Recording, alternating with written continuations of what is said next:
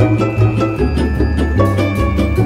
hello, and welcome to Generously Sauced. I'm Generously Sauced, and I'm Gladys Swillwell, and it's been a pleasure to meet you, but I don't have time to chit-chat. I have to go film a cooking show, which just starts in just a couple minutes.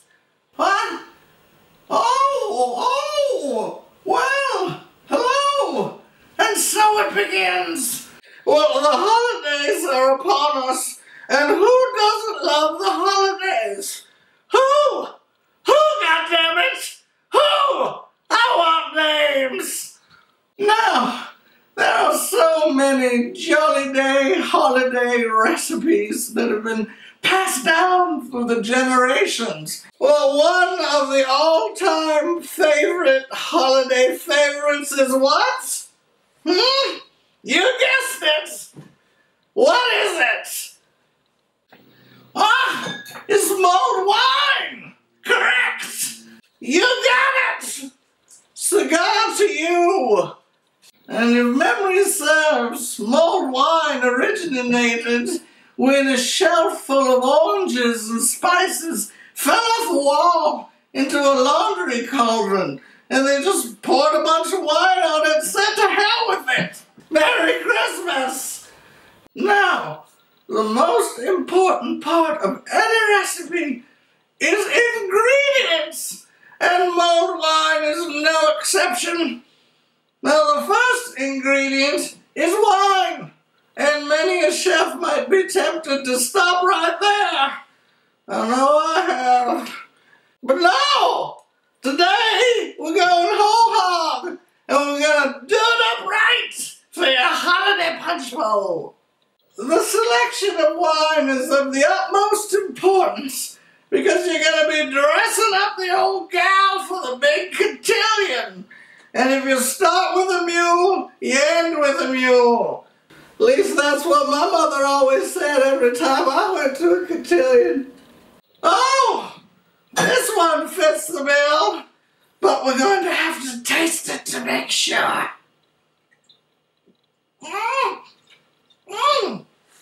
Perfect! Now you're going to need 4 bottles of this, 2 of which will be served. Now, your supporting cast of characters are your mulled spices and accoutrements. They are your first line of defense to show that you are, in fact, making a concoction to be served to your loved ones and not just hiding out in the kitchen drinking alone, Barbara. Well, who even asked your opinion anyway, Barb? You mind your own goddamn business.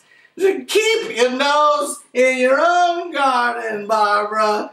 Now this is why your son joined that religious cult. You're going to need 4 navy oranges, 2 to 3 cinnamon shanks, an embarrassment of cloves, sugar, half a cup, doesn't matter which half a cup, and a clench of star anuses, and, of course, the esteemed guest of honor, a petite tankard of brandy. The navy oranges will need to be rendered asunder in half and studded with cloves, and then squeeze their juices into the saucepan. Really give it everything you got. I learned this technique when I was an undercover operative during the Great War. Doesn't matter which side, so don't ask. Hey, it all worked out in the end anyway, didn't it? You got your parades, quit complaining.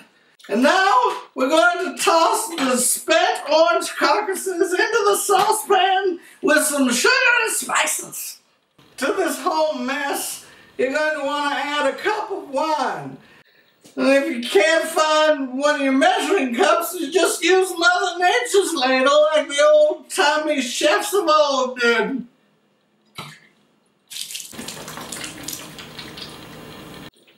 Just like a partridge in a pear tree feeds her younglings. Now you want to put this on the stove, let it simmer for 15 to 20 minutes. And now, the pied de resistance, which is French for pea of resistance. The brandy.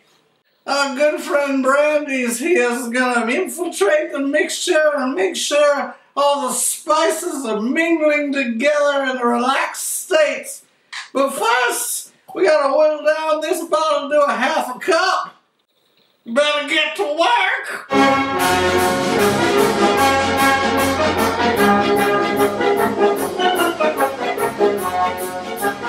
So, when you're ready to serve, transfer the mixture into your most festival holiday punch bowl. Woo! Yeah! Whoa! And there you have it! Put it in your most Christmassy cup and garnish with a single garnish of garnish. Mud wine. Mud wine. Mud wine. Mud wine. Happy holidays to you and whoever. I'm Gladys Swillwell, and I'm generally sauce.